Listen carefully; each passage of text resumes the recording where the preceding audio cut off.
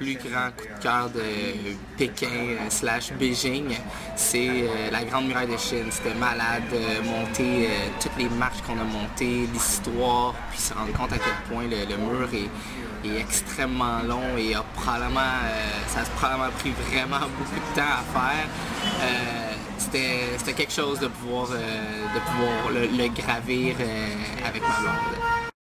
Mon coup de cœur de Pékin est définitivement, moi aussi, la muraille de Chine. Je pense qu'il faut la voir pour vraiment réaliser l'ampleur de cette construction-là, finalement. C'était beau, puis c'était aussi un challenge physique. Là, à chaque Watchtower, tu te disais, OK, je vais essayer de gravir les 500 prochaines marches pour arriver à la prochaine. Définitivement mon coup de cœur de Pékin. Ce qui m'a le plus marqué, vraiment, c'est la culture chinoise, je dirais. On a vu des marchés là, où que les gens ils servaient des pièves, des scorpions vivants, des choses qu'on n'est pas habitué de voir au Québec. Donc je dirais que c'est quelque chose qui m'a beaucoup marqué. Oui, j'ai plein de faits saillants de Pékin, des petits trucs qui m'ont marqué. Premièrement, ici, les gens crachent, beaucoup, mais pas juste crachent, font le truc de gorge, genre comme ça, très fort. Et ça m'a pris beaucoup de temps à m'habituer parce que ça me donnait le haut de cœur à chaque fois. Un autre fait saillant, c'est les enfants jeunes ont l'air de ne pas porter de couche et ont cette espèce de craque dans leurs pantalons, dans le fond, et à tout moment, ils s'accroupissent dans la rue pour faire leurs besoins. Donc, ça semble être très culturel et très normal. Je ne sais pas pourquoi ils n'ont pas de couche.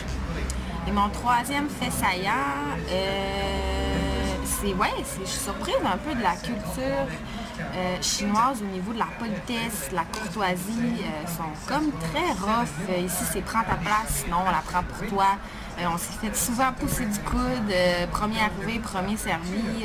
Les lignes ici d'attente, là, c'est souvent pas respecté finalement. Donc, je dirais que ça, c'est mes 3 faits saillants à date de Pékin à suivre pour Shanghai.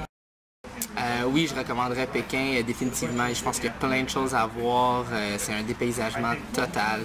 On a eu la chance de voir plein de temples, plein de différentes reliques de la culture. Donc, je recommanderais définitivement. Il y a vraiment beaucoup d'activités à faire. On est resté ici 4 jours, puis ça a été une super belle expérience. Donc, définitivement, si vous voulez aller à Pékin, je le recommanderais.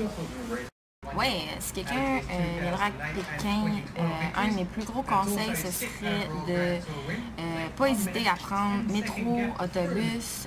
On dirait qu'au début, nous, on était un peu plus frileux. Tout était tout le temps porté à dire « Ah, je vais prendre un taxi ». Pour vrai, le système de métro, vraiment bien fait. En fait, je dirais même que c'est beaucoup mieux qu'à Montréal, beaucoup plus gros, beaucoup plus propre.